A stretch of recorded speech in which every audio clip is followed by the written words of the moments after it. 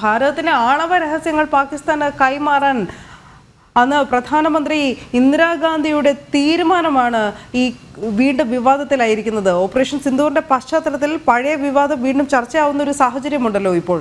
ഈ വിക്കിലീക്സ് ഇത് സംബന്ധിച്ച രേഖകൾ പുറത്തുവിട്ട സാഹചര്യത്തിൽ കൂടി ഗൗതം.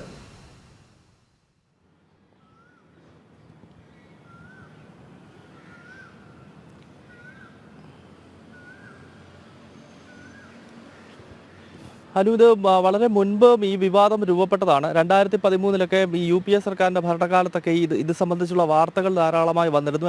ഇപ്പോൾ വീണ്ടും ഈ വിവാദം ഉയർന്നു വരാനുള്ള കാരണം ഓപ്പറേഷൻ സിന്ദൂറിൻ്റെ പശ്ചാത്തലം തന്നെയാണ്.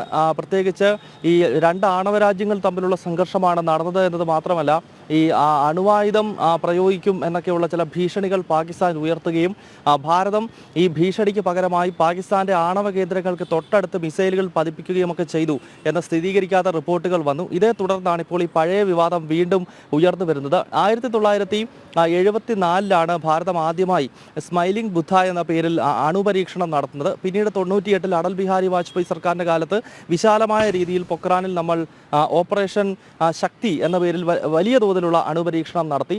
എന്നാൽ ഈ 74 ഭാരതം ആദ്യമായി അണുപരീക്ഷണം നടത്തുന്ന ഘട്ടം മുതൽ തന്നെ പാകിസ്ഥാൻ ഈ ആണവ പരീക്ഷണം നടത്തുന്നതിന് വേണ്ടിയുള്ള വലിയ ശ്രമങ്ങൾ നടത്തിയിരുന്നു. അന്നത്തെ പാകിസ്ഥാന്റെ ഭരണകൂടം പറഞ്ഞത് തന്നെ പച്ചപ്പുല്ല് തിന്നിട്ടാണെങ്കിലും ഞങ്ങൾ ആണവശക്തിയാകും എന്നൊക്കെയുള്ള ചില പ്രസ്താവനകളൊക്കെ പാകിസ്ഥാനിലെ നേതൃത്വം, രാഷ്ട്രീയ നേതൃത്വമൊക്കെ നടത്തിയതായി നമ്മൾ കേട്ടിട്ടുള്ളതാണ്. അതിനാൽ ആ സമയത്ത് പാകിസ്ഥാൻ ഇത്തരത്തിൽ ഈ ആണവശക്തിയാകാൻ വേണ്ടി ഓടി നടക്കുന്ന ഘട്ടത്തിൽ ഭാരതത്തിൻ്റെ ആണവ രഹസ്യങ്ങൾ അല്ലെങ്കിൽ ആ ടെക്നോളജി പാകിസ്ഥാന് കൈമാറും എന്നത് സംബന്ധിച്ചൊരു പ്രഖ്യാപനം ഇന്ദിരാഗാന്ധിയുടെ ഭാഗത്ത് നിന്നുണ്ടായിരുന്നു. മാത്രമല്ല, ഇന്ദിരാഗാന്ധി ഇതിന് തയ്യാറായിരുന്നു എന്ന് വ്യക്തമാക്കുന്ന ചില ഡോക്യുമെന്റുകൾ വിക്കിലീക്സ് പിന്നീട് പുറത്തുവിടുകയും ഒക്കെ ചെയ്തത് കോൺഗ്രസ് സർക്കാരിന് വലിയ ക്ഷീണമായതാണ്.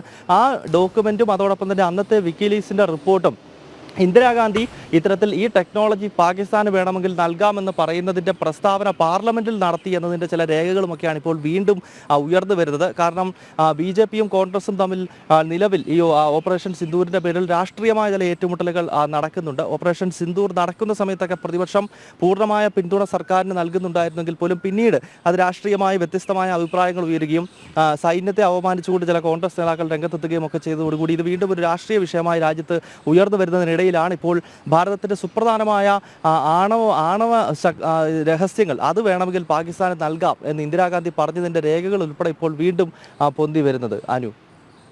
ശരി ഗൗതം.